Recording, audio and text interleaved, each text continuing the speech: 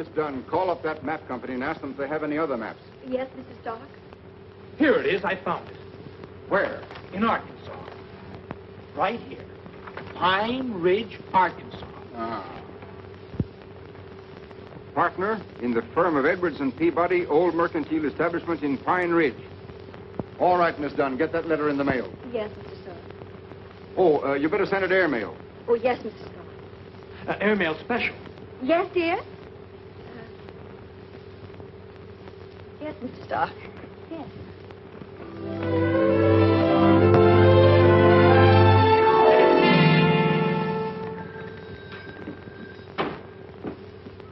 Morning, Lum. Morning, Abner.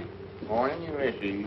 Ain't saw you around for several days, Ulysses. No, mail's been kind of slow coming in. Besides, I wanted to wait till I got a full sack before I started out.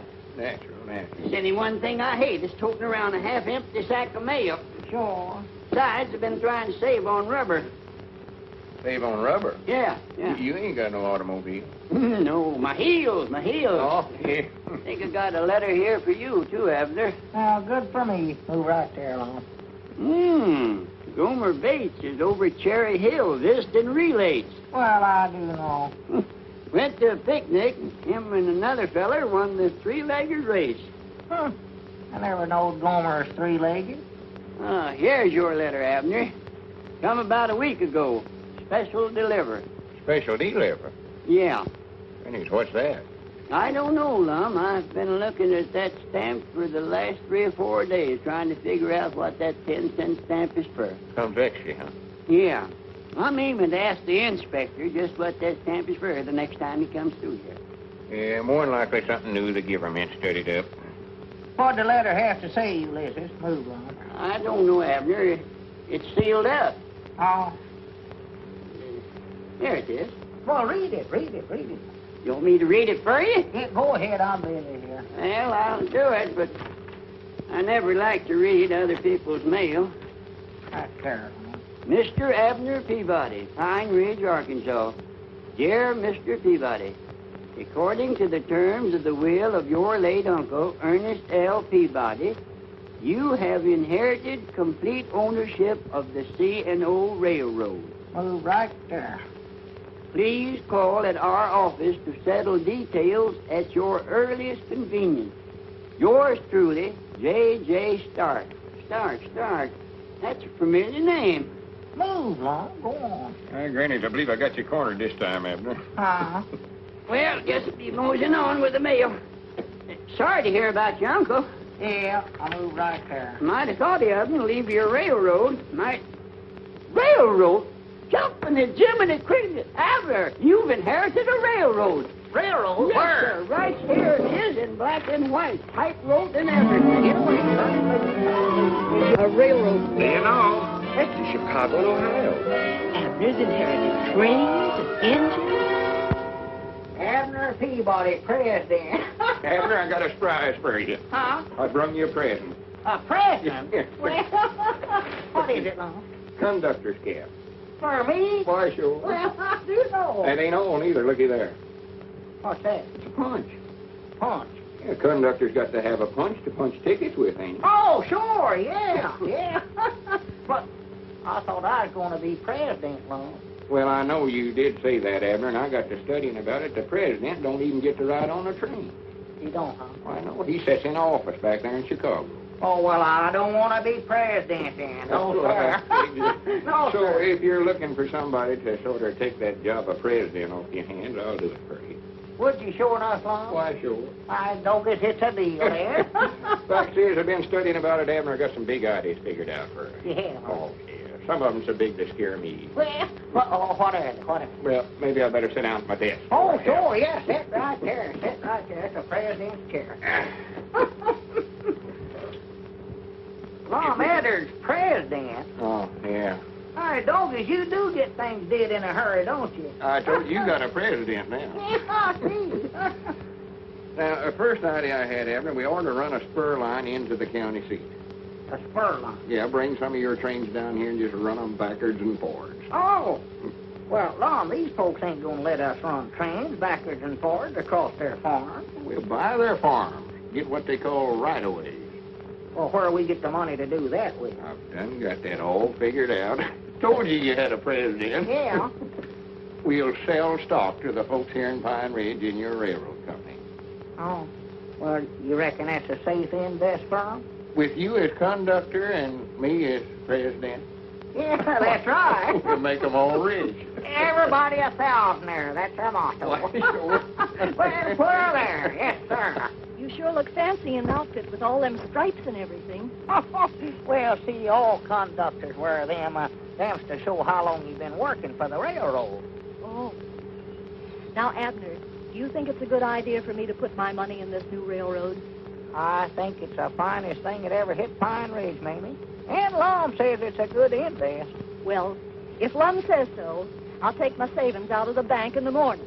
Well, good for you. Wonderful world. I've been saving up a long time. But I know I can trust you, Lum. I'll guarantee you won't have no regrets, Grandma.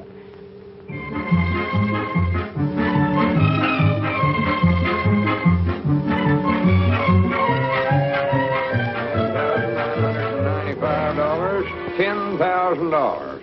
10,005, and one is $10,006. Well, don't you worry, Lum. I'll have the rights away all signed and sealed for you before you get back from Chicago. Well, good for you, Squire. We knowed we could depend on it. Yes, sir. We figured a fair price for their land. We want this railroad to do good for everybody. Yes, sir. Everybody a thousandaire. That's our motto. Yeah. Well, come on, Lum. We better get started. All aboard!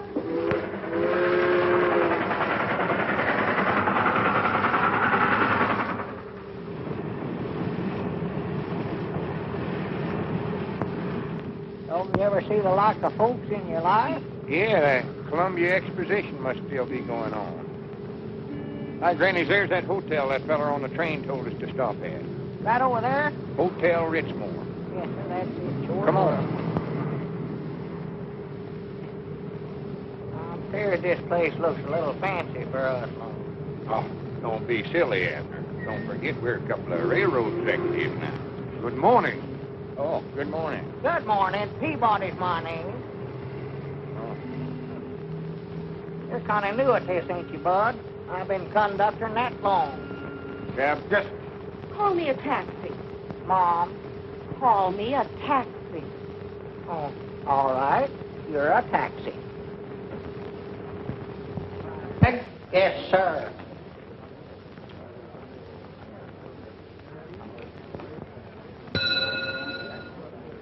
I beg your pardon. Have you registered? Oh, well, we're way yonder too old for the draft. Is the landlady in? Landlady? Oh, really? I don't think you'd feel at home here. Well, we weren't aiming on making our home here. We just want to board here 2 or 3 days. Oh, well, have you any letter of credit or credentials? Credentials. Oh, good. What do you mean, Lum? Show him that letter you got from the lawyers, Abner. Oh, yeah. Yeah, I got that.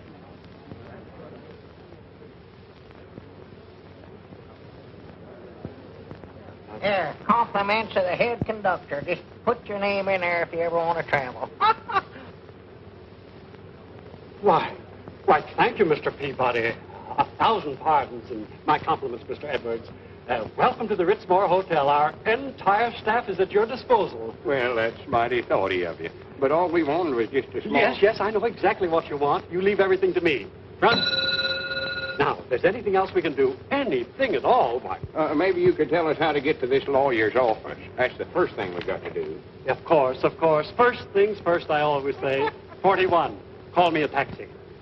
What does everybody want to be called a taxi for? I'll explain that to you later. Now, you step right outside, and you'll find your cab waiting. You tell the driver you want to go to the bar building.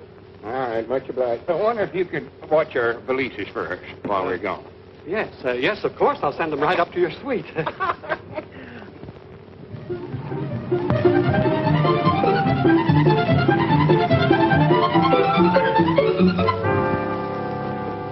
What loft is it we're looking for, Lum? 24.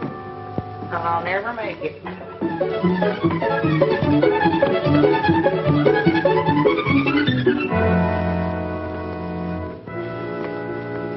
All right, Granny, Abner, this is worse than trying to climb old Piney Mountain.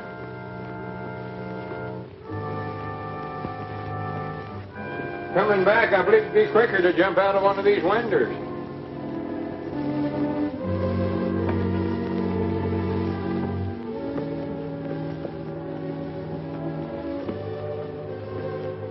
Oh, as long as we ain't trying to walk up to see Uncle Ernest, are we?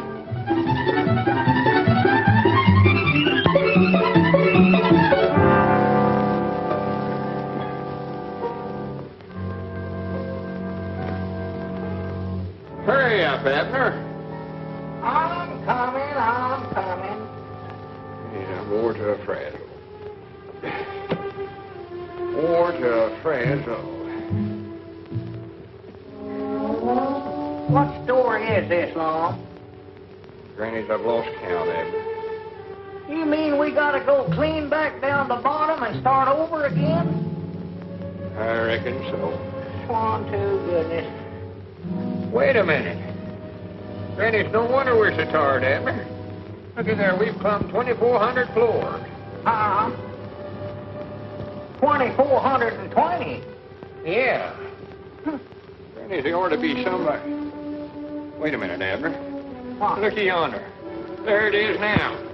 Stark and Stark, lawyers. Well, so there's no wonder Uncle Ernest passed away so soon. One trip up here would kill him. Well, you see, I really know nothing about this matter. Mr. J.J. Stark is handling it personally. He'll be back in a few days. In a few days. Well, we got to get back to Pine Ridge. Them folks is waiting for us. I'm sorry. You reckon there'd be any objections if me and Abner went and looked the railroad over before Mr. Stark gets back? We won't hurt nothing on us, we won't. I guess it'll be all right. Well, good. Now, how do we get to where it's at? Well, you remember the Chicago depot you came into? Came into? Did I inherit that, too? Well, you take a train out of there to Gold City. Gold City. Just an overnight trip, I'd say. There you are. Gold City Junction. C&O, huh? Uh-huh. Streamliner ought to be along right now. Well, there she comes.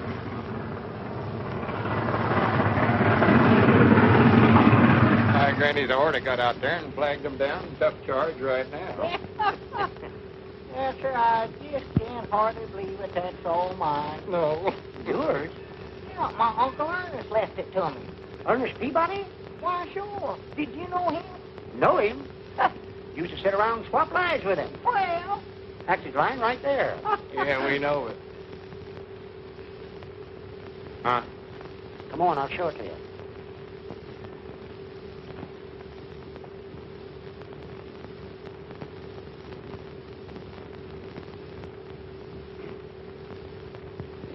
Yep, old Ernie was a character, all right. Called it the C&O, short for Chinicoot and Orville. That was the name of his gold mine he staked out around here about 50 years ago. Well, is this all that's left of the C&O? Yep, Ernie built this line to carry the ore down to Snugger. But most of the track's gone now. Well, as long as it's my property, Lum, I might as well look over what's left of it, I reckon. Yeah. I wouldn't go in there. I forgot to tell you that the steps is rotten. I don't. There's no wonder the railroad went broke. What about that gold mine he owns?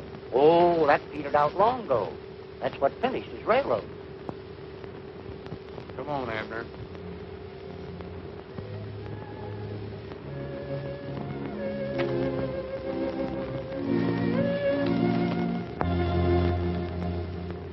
Well, sorry to hear about your investment in those right-of-ways. However, your C&O line isn't a total loss. A salvage dealer has filed an offer for the property. Well, good. How much? $200. Oh. Well, that'll at least get us back to Pine Ridge, Lum. I strongly advise that you gentlemen accept this. I know if it's a deal. Huh? It's a deal. I'm going to take it. Will you kindly sign right there, if you please? Yes, sir. Right there. Now then, there are a few minor things to be taken care of, such as, well, county tax, inheritance tax, and, of course, the usual executive's fee, but then you gentlemen understand that, I believe. How much does all that come to, Mr. Stark? $180. You mean Abner just gets $20 for his uncle dying?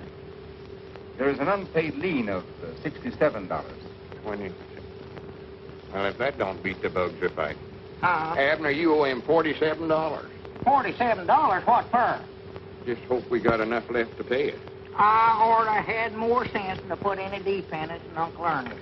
Grandpa Peabody always said he's the black goat of the family. What he is. And here you are. It's 10, 20, 30, 35, 40, 45, 46, $47. Thank you. You know how much that leaves us, Abner?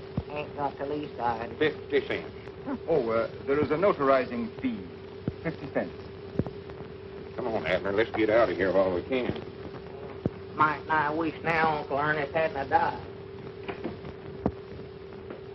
Now, how are we going to get back to Pine Ridge? I don't know. Hitchhike, I reckon. Wait a minute.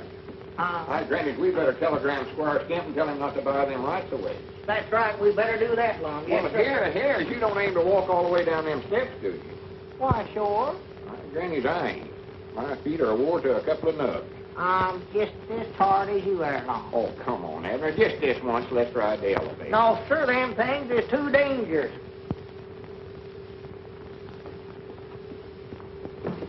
Look out, Abner! Help! Help!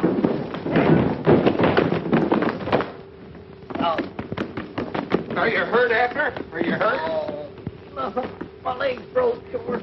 Which one is it? Oh, my right one. Maybe my left one. I don't know. Hold him, will you? I gotta make a report. I told you the elevator's a lot easier. Lum, don't try to start no argument with me now. Crippled up my thing.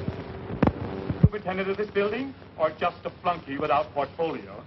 And he said, what is it? Now, time is the essence. Yes, there's an old man fell down the stairs. An old man fell down the stairs. Is that an old man fell down the stairs? Yes. Oh, dear, another damaged suit, I suppose. But, oh, trouble, always. Where is it? The 25th floor. The 25th floor. All right. Everything happens to me. Listen, one thing is nothing. It's never nothing. No, Bob, no. Here's a cup of water. Oh, thank you, miss. That's All mighty right. good. Now, let's not lose our heads. Everything is under control. All right, now, you take his shoulders. You take his shoulders. There we are. There, got it? Not him.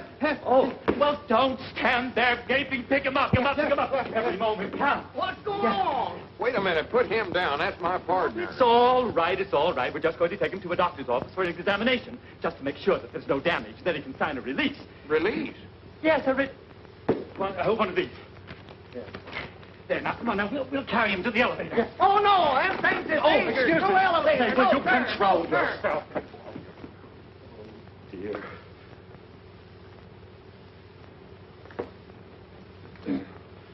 How are we going to pay for this? Granny, I never thought about that. Well, what are we doing up there anyway, Long? I don't know. He brung us. Handed me this release or whatever he called it. Oh, guess he must have a cucumber in his britches. I never seen such a fidgety feller in my whole life. Oh, dear, another 5 minutes wasted. I'm a busy man. I'm sorry, but the doctor is still busy with a patient. We'll take care of Mr. Peabody as soon as he's through. No, I hope so. Mr. Strauss is ready now. Oh, thank you. Who? Oh. The doctor's report on Mr. Strauss will be ready in just a few minutes. For it. All right, Mr. Peabody, the doctor will see you. Mr. Peabody, there we go. Come on, hurry up.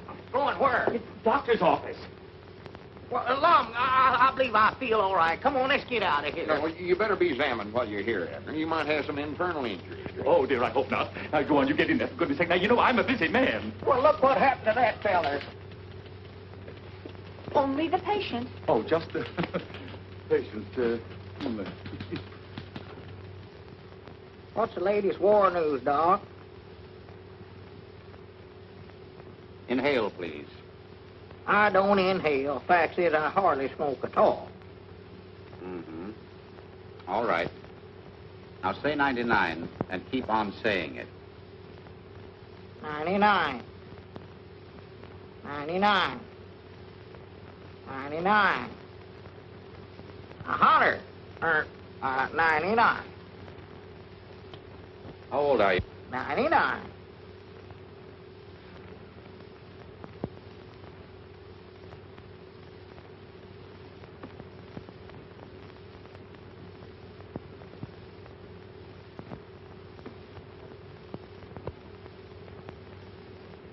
noticed any marked fluctuations in your weight lately? Come over that again, Doc. I believe I jumped that there. What's the most you ever weighed? Oh, 138. And the least? 5.5 pounds, I believe it was.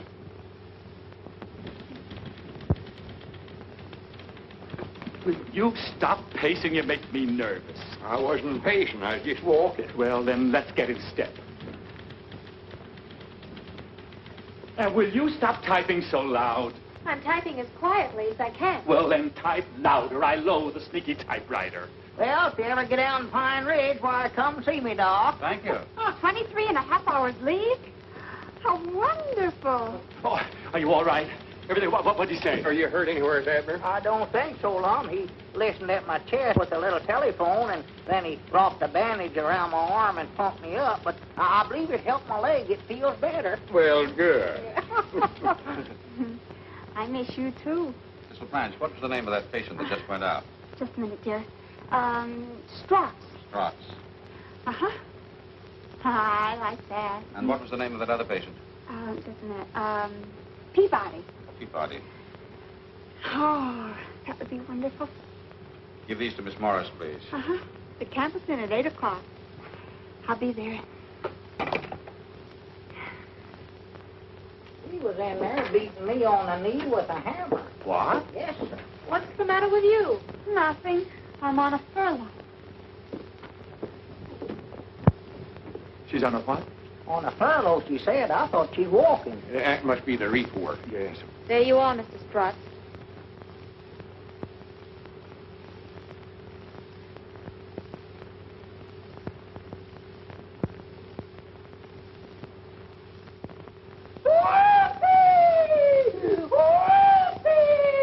I told you there was nothing wrong with me. Hey, you forgot your tricycle. You'd better break this to him gently. Oh, my goodness.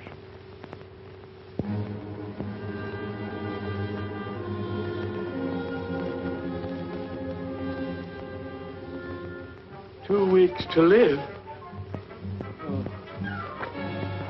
Grab his feet there, Abner. He's fainted. Oh. I don't, we ain't going to have to carry him all the way back down them stairs there, we long. No, put him in that wheelchair there. Oh. Is there a doctor in the house? The dog is 1 day gone already. Just a week and 6 days left. Who was it, Lum? It's the porter. Telegram. Telegram. Lum Edwards, Richmore Hotel, Chicago, Illinois. Your telegram received too late. Have already closed for all right-of-way and paid out $9,980. Consider this a bargain. Squire Scamp. Granted. Now, what are we going to do, Lum? I don't know. We can't get out of here. We can't even pay our hotel bill. Well, I want to go back to Pine Ridge, Lum. If I'm going to die, that's where I want to do it. Well, we can't go back to Pine Ridge, Abner. We're going to have to pay back all them investors. That was their life savings. Well, I'm lonesome here, Lum. I'm here, ain't I? Well, yeah. A dog can have fleas and still be lonesome, can't he? Now, Ain't you going to answer it? I just happen to think that ain't our ring. Well, ring them again, then. Yes, of course. Mr. Fleming, I do hope we can keep this thing out of court. Now, how high do you think we ought to go to get a release? Well, it's a pretty serious case. You might start with 5,000. Say, this is silly. Hang on. But Don't you understand? You give them big ideas if you go after them. Now, just sit tight and wait until they come to you. You're right. You're right. No. Cancel, will you please? Wrong number. No, sir, Abner, we've got to raise $10,000 somewhere or other. I've got enough worries of my own without thinking about that thing. Well, sit down and rest, Abner. Here, read the paper for a while. Oh, Lum, I can't concentrate on that. I wish I was in Pine Ridge. That's what I wish.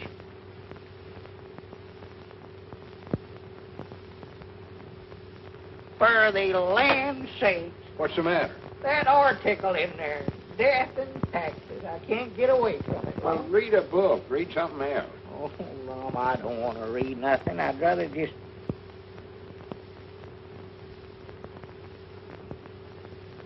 For the land's sake. Doggy, let me turn that radio on. Get a little music in here. Doggy, that's a relief. Have you selected your last resting place in beautiful birch lawn? Right? That's blaming anyway. I can't stand it, Lum. Control yourself, Abner. Come on. You need to lay down and get some rest. Come on.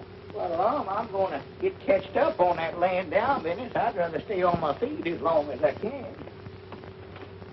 You know, as sick as I am, I never felt better in my life. It's little things to do. Sees it and does it. A high man with great things to pursue dies ere he knows it. Browning. No, Lum Edwards is my name. What's in a name? A rose by any other smells and so forth. Shakespeare. Come on in, Mr. Shakespeare. Oh, thank you. Come in, Rover. That a boy. Rover? Yes, that's my dog. He's dead, but he's with me in spirit. I know just how you feel. I had a dog myself once. Granny, that's kind of dangerous work, ain't it, that winter washing? Dangerous? Well, maybe. But it pays good. If you want to advance, you got to take a chance. Else you get it in the pants. Giffle, yours truly. Granny, that's pretty good. Thanks. Yeah, that's the way jobs are. The more dangerous, the more they pay. Now, take that flagpole on top of that building, for instance. They'll pay $500 for a paint job on that, but that's not for me. It's a jinx pole. Yes, sir. Yes, sir. It sways in the breeze. Confidentially, 3 guys got jinxed trying to earn that 500. No more takers. That pole still needs painting. It does, huh? Mm-hmm. Granny, there's a lot of poles out there need painting, ain't they? Yes, sir. This ain't a one-flag town. Old Glory's unfoiled all around. $500, huh? That's right. Mom, I can't sleep. I just laid in there. Abner, I want you to shake hands. What's he doing here? You don't know it, but there stands a friend of ours. Well. Omar Tennyson Gimple, greetings. I'll be looking forward to other meetings. He writes poetry. Rover, come over here. That's his dog. Are you going to be with us long? Oh, about 2 weeks, I reckon. Well, I hope you enjoy Chicago. Where's the dog? It's his spirit. Like the poets say, You wouldn't understand. eat, drink, and be merry, for tomorrow you may die. Huh? Tomorrow? Abner, if a feller knowed he's going to die pretty soon, it wouldn't make much difference to him when he died or how he died, would it? I ain't thought much about that, Lum. Well, for instance, if this feller owed some folks back home a lot of money and he had a chance to take a job that paid real good, he ought to take it, oughtn't he? I reckon so. Granny's put her there. You don't know it, but you've just become a flagpole painter. Flagpole? Oh, no, I ain't getting up on one of them things. No, sir. Wait a minute, Abner. If I was in your position, I wouldn't hesitate a minute. Lum, getting up high makes me dizzy, and there ain't a thing a doing. You and your invisible dog.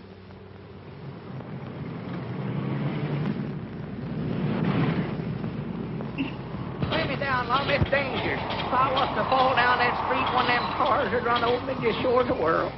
Go on, stay up there. Abner, ain't nothing to be scared of. Look at me. I ain't nervous a bit. No, you ain't up here neither. Go on. Get the painting up there. Go on, clean up to the top. Well, Lum, let me down. Let me down now, Lum. Look out, Abner. Look what you're doing. Mind out. Oh! Look out, Lum. Grab that rope. Grab that rope. Well, grab me, man. Oh! Grannies, I understand what they mean by a jinx pole now.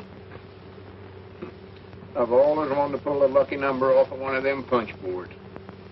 Oh! Miss Dunn, call up that map company and ask them if they have any other maps. Yes, Mrs. Stark? Here it is. I found it. Where? In Arkansas. Right here. Pine Ridge, Arkansas. Ah.